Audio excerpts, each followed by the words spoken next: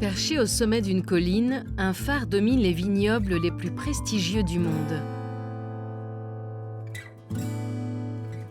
Qui aurait imaginé que cette terre de Champagne, marquée par les invasions barbares, déchirée par les guerres et cinglée par les vents d'hiver, voit un jour la naissance d'un vin pétillant, symbole de la fête et du luxe. Cette région viticole, la plus septentrionale de France, ne compte pas moins de 30 000 hectares de vignes dédiés au vin de Champagne. Dans la vallée de la Marne, le long des coteaux de la montagne de Reims, sur la côte des Blancs ou des Rissets, depuis des siècles, les hommes élèvent du raisin là où la nature est la plus clémente.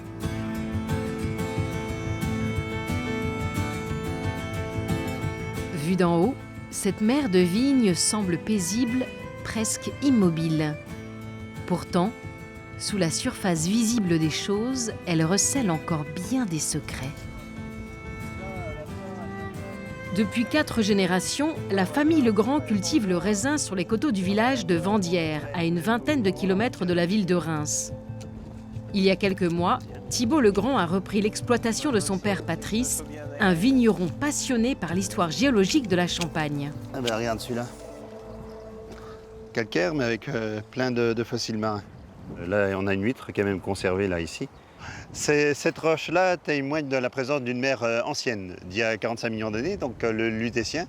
Et là, ici, on faisait partie du bassin parisien. Les rivages du bassin parisien s'étendaient jusqu'en Champagne.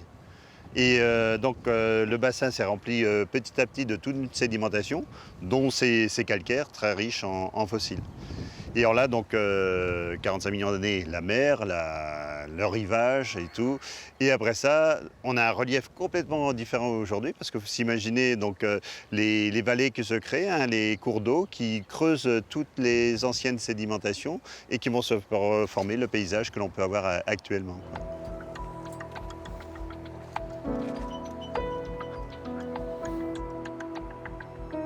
Patrice Legrand a découvert, il y a 20 ans, à Fleury-la-Rivière, un gisement de coquillages exceptionnel. Peu à peu, le vigneron a délaissé son travail viticole pour creuser les entrailles de la colline.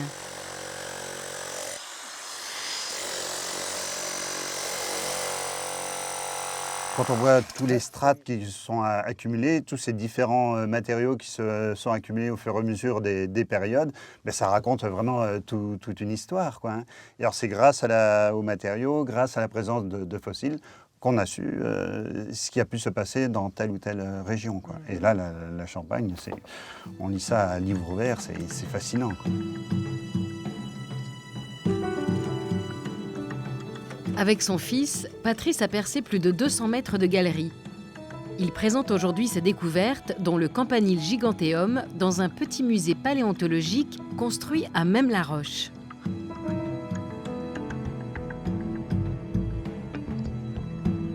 Mais sa plus belle trouvaille est conservée dans l'une des vitrines de son laboratoire. Un fossile précieux datant de 60 millions d'années. Une époque où la vigne n'était encore qu'une liane sauvage qui ne portait pas encore de raisin. Voilà Thibault, ça c'est un fossile que j'ai trouvé qui n'était pas encore né. Ouais. Et alors ça, j'ai trouvé ça sur Cézanne, hein, c'est pas très loin d'ici. Alors ces feuilles-là, elles se sont déposées dans de l'eau très, très calcaire. Les feuilles, elles sont complètement recouvertes par le calcaire, elles se sont désagrégées, mais elles ont laissé leur empreinte. Ça fait un peu comme dans les fontaines pétrifiantes, quoi. Voilà, donc là on voit bien la nervure principale, les nervures secondaires, on voit bien la base du limbe.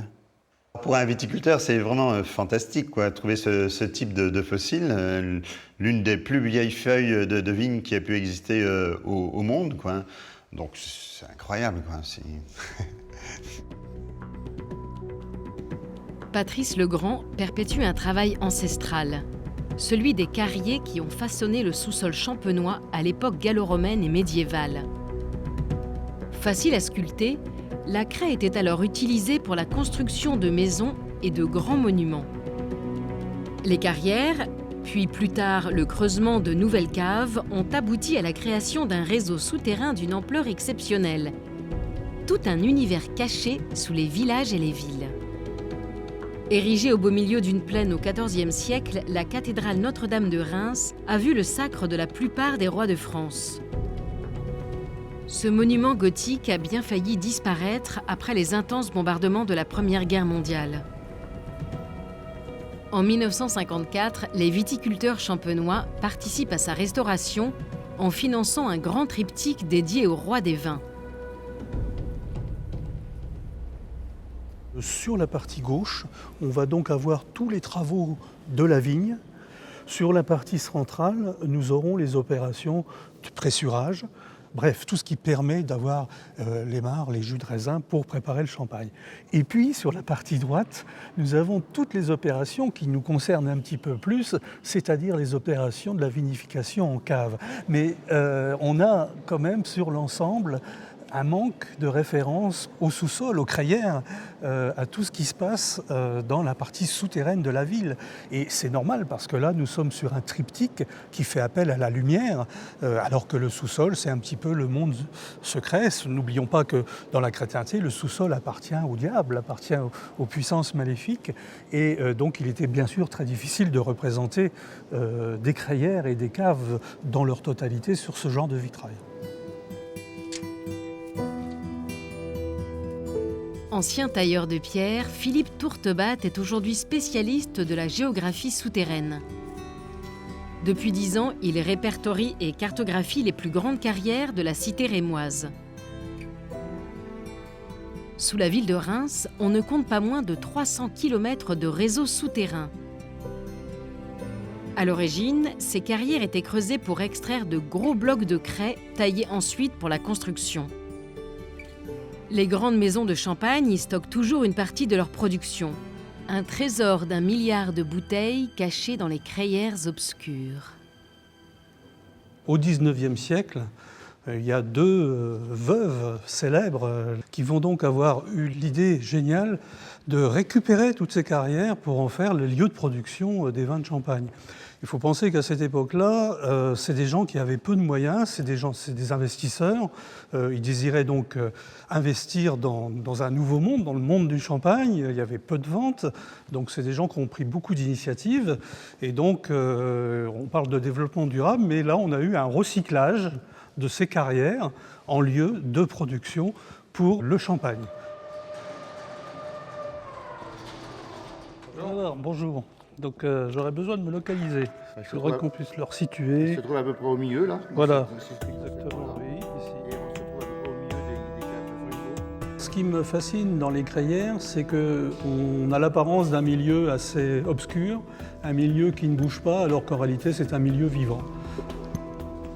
Et là, on va aller voir les opérations de remuage, donc qui est un geste ancestral pour l'élaboration du champagne.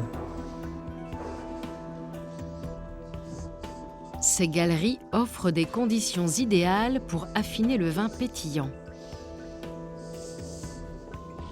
Combien de bouteilles vous faites par jour? Au maximum maintenant, c'est 45 000, grand maximum. Pour le rituel quotidien du remuage, les cavistes font tourner la bouteille sur elle-même. Ça consiste à faire des quarts de tour, des demi-tours et d'amener le maximum de dépôts vers le boulot et de les incliner petit à petit.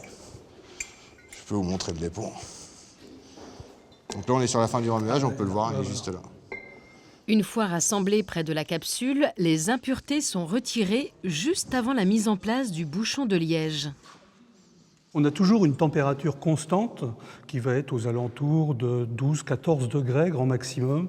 On a une hygrométrie qui va être régulée, une certaine humidité qui va être régulée. Il y a toujours un peu d'eau dans la craie, puisque la craie, c'est un réservoir d'eau qui est très, très important à long terme. Et on va avoir à peu près 85% d'humidité ambiante. Et aujourd'hui, près des centres urbains, l'absence de vibration, puisqu'on est aux alentours de 20 mètres sous terre, et donc on échappe à toutes les vibrations de la circulation urbaine de surface.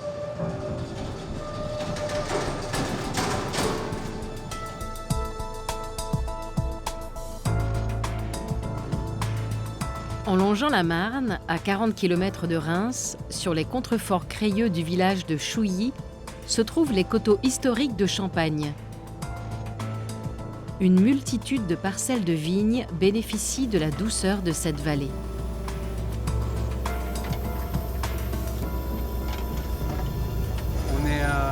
1,50 m.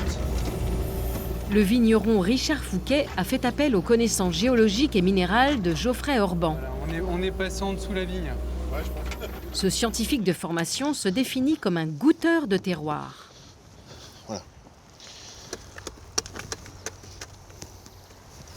On en voit un petit peu. On cherche les racines en fait, pour voir jusqu'où vont les... Voilà, là c'est du caillou pur. Hein. Après, ça serait bien d'aller un peu plus en dessous, là où c'est un peu plus gras.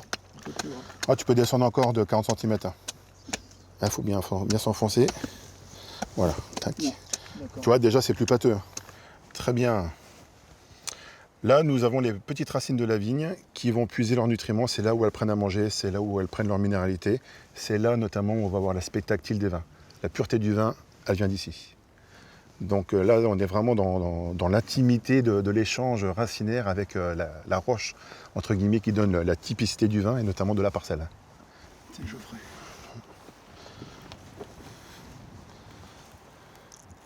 C'est fait comme des feuillets. Ouais, plein de petites...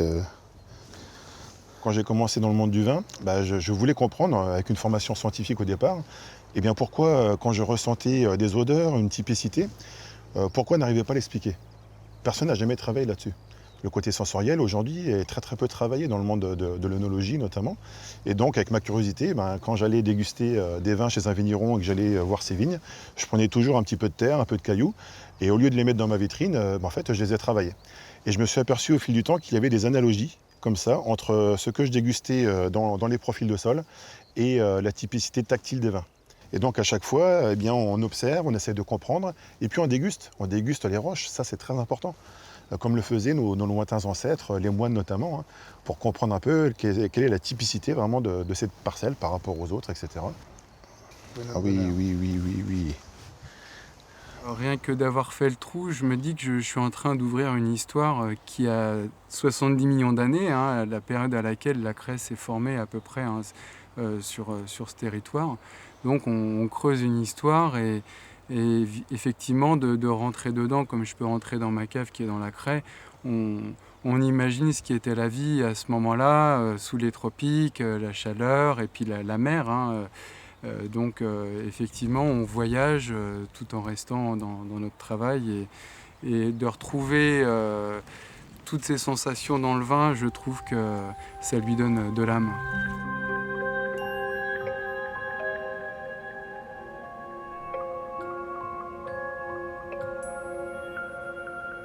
L'âme, ou plutôt l'esprit du champagne, se trouve peut-être du côté de l'abbaye d'Auvillers. C'est ici, à la fin du XVIIe, qu'un moine, dom Pierre Pérignon, donne ses lettres de noblesse au vin pétillant. La légende commerciale veut qu'il soit l'inventeur du célèbre champagne. Mais pour Geoffrey Orban, dom Pérignon possédait avant tout une grande connaissance des cépages champenois.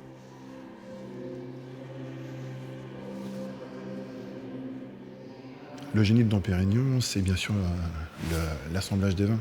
C'est quelqu'un qui, à la fin de sa vie, était aveugle. Et donc, il savait, simplement en dégustant les baies de raisin, d'où venaient notamment ces goûts si particuliers donc, des différents villages qui approvisionnaient donc, en raisin. Et donc, il les assemblait au pressoir. Donc, c'était lui vraiment l'initiateur de l'assemblage champenois. La légende veut qu'il ait inventé le champagne. Bon, nous savons très bien aujourd'hui que personne n'a vraiment inventé le champagne. Le côté mousseux des vins existait déjà bien sûr bien avant. Il existait pendant et après. Après, on a plutôt cherché à le comprendre et à le maîtriser notamment. Bon, dom Pérignon était plus ancien notamment par rapport à cette maîtrise de la mousse qui a engendré ensuite toute l'industrie du champagne que nous connaissons aujourd'hui, bien évidemment. Ces méthodes d'assemblage mises au point par dom Pérignon font partie des secrets les mieux gardés des célèbres maisons de négoce.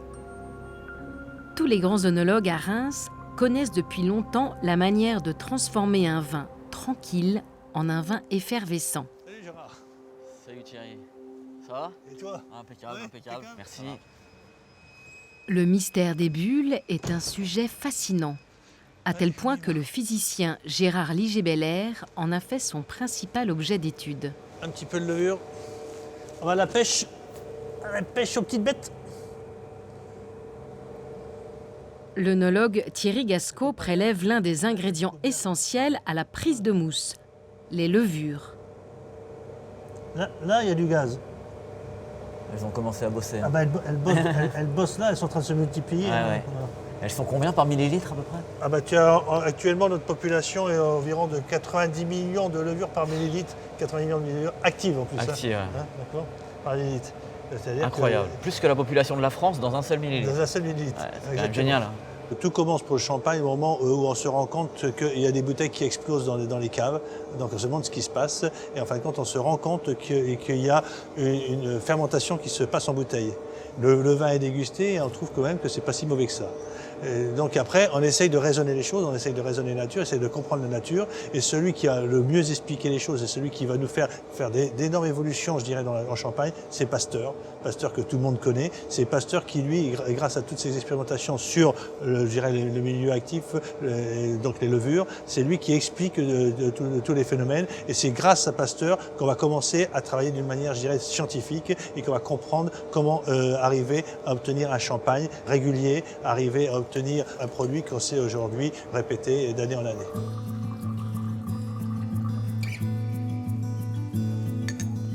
Chaque maison possède sa formule secrète. Une fois l'assemblage de différents cépages effectué, il faut ajouter du sucre et les précieuses levures. Il suffit que vous ayez n'importe où dans le monde, le premier mot qui vient quand on dit champagne, c'est bulle. Donc c'est bien qu'il y a quelque chose dans l'imaginaire des consommateurs qui est intimement lié à cette bulle. Et j'ai réellement eu envie de faire un travail scientifique approfondi et poussé pour comprendre, autant que faire se peut, tous les processus à l'origine de la formation des bulles.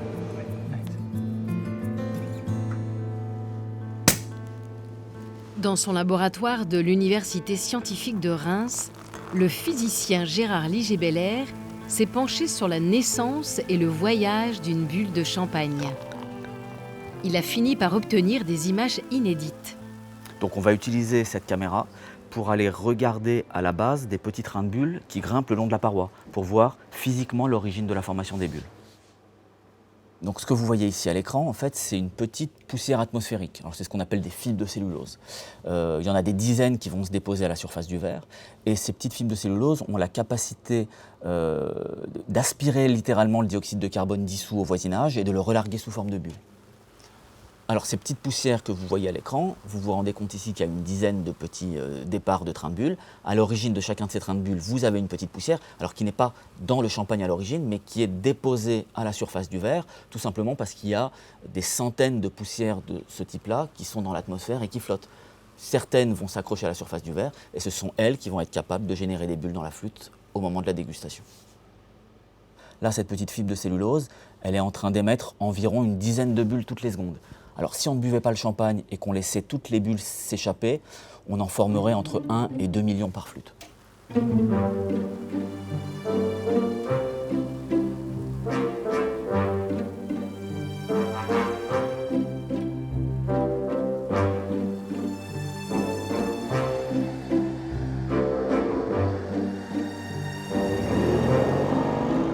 Cela fait déjà plusieurs années que le photographe Michel Joliot sillonne les vignobles pour capter l'âme de ce terroir. Ce champenois s'est lancé dans un vaste inventaire photographique en vue du classement des vignes, des caves et des maisons de champagne au patrimoine mondial de l'UNESCO. Ce phare, c'est vraiment un symbole de la créativité, du grain de folie qu'ont eu certains champenois dans le passé. Ici, c'est donc Joseph Goulet qui avait décidé de créer un phare, un lieu de festivité, d'art aussi, puisqu'il y avait des concerts, des représentations diverses. C'est ce petit grain de folie qu'a eu Eugène Mercier, Madame Pommery, etc., et qui ont fait, la réputation et cette effervescence autour du champagne.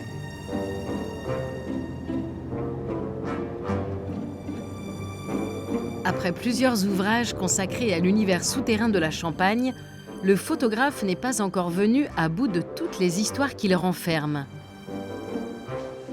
De retour à Reims, il entre dans une cave, guidé par la propriétaire des lieux, Vitalie Tétinger. Michel Joliot souhaite photographier les vestiges du passé gravés dans la craie au fil des siècles. Tu vois, c'est Saint Jean-Baptiste, donc le patron des cavistes. D'accord. Bien. Qui domine. Regarde comme elle est jolie cette petite crayère, cette petite cave. Petit format. Parce qu'il faut toujours quelqu'un quand même pour veiller sur la profession. Tu retrouves un petit portrait ici. Une grappe. Grappe de raisin, le trèfle. Un cœur. Il y a beaucoup de cœurs dans les caves. Énormément ici. de cœurs. Beaucoup de cœurs. Il y a vraiment beaucoup d'amoureux. Ça a toujours été la chose la plus importante dans la vie. Voilà. Après le champagne. La plupart de ces galeries ont servi d'abri pendant les guerres. La population venait s'y réfugier lors des bombardements. Certaines familles y ont même vécu. Durant la Première Guerre mondiale, le conseil municipal de Reims s'est installé dans ces crayères. Il m'a montré l'écriture du soldat italien. Parce que je me souviens plus du tout où il se trouve. La jeune femme cherche les inscriptions d'un aviateur italien.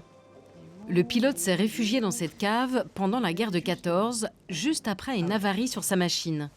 Regarde. Qu'est-ce qu'il y a écrit? Je suis de l'armée italienne. Ouais. Je viens ici pour sauver l'honneur à la France. À la France. Ouais. Signé Adriano et après... 1918. Mais ce qui est beau, c'est de voir que cette région qui aujourd'hui fait le vin de la fête, du bonheur, finalement a abrité énormément de guerres et a abrité aussi toutes les nationalités de soldats. Pendant ce temps, à Fleury-la-Rivière, Thibault Legrand est à la recherche d'un bel échantillon de roche pour une expérience insolite. Ouais, donc là on a un peu de fragments. Comme ça. Oui, ça c'est pas mal, regarde. Ici notamment là. Son ami Geoffrey Orban compte bien lui montrer comment, 45 millions d'années plus tard, la mer a encore une influence sur le champagne de la maison. Bonjour Patrice. Salut, Comment vas-tu? Ouais, ça va bien et toi? Ouais, Ouais. Regarde un peu ce que Thibault a C'est un bloc appelé la cave. représentatif ça, de ce qu'on peut avoir dans les caves. Hein. Je vais prendre juste un petit morceau de bloc, comme ceci. Et puis, on va aller le mouiller pour qu'on ait quand même une matrice pour la dégustation. Voilà, ça devra suffire. En grattant un petit peu les coquillages, comme ceci. Tac. Voilà, je pense qu'on a un bel échantillonnage.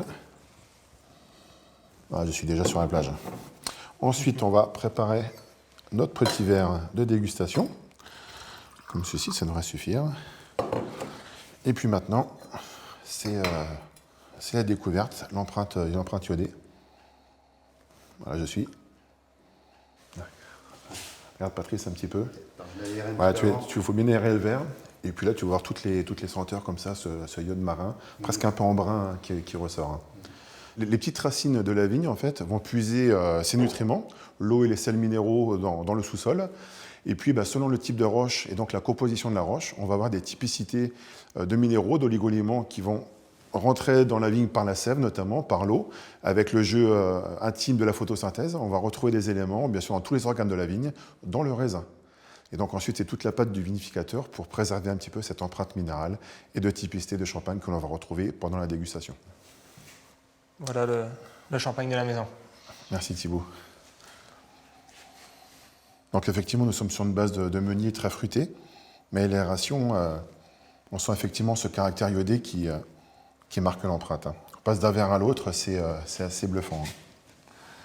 Je te laisse faire l'expérience. Aère bien le verre hein, pour que ça ressorte bien. Tu es en train de respirer de l'iode qui date de 45 millions d'années. C'est une expérience quand même assez exceptionnelle et prodigieuse. Enfin, moi, ça m'émeut très fortement. Ouais. C'est une petite odeur de vacances. Voilà.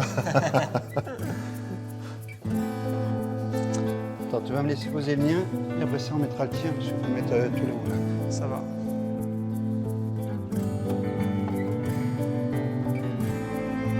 C'est bon, je le tiens.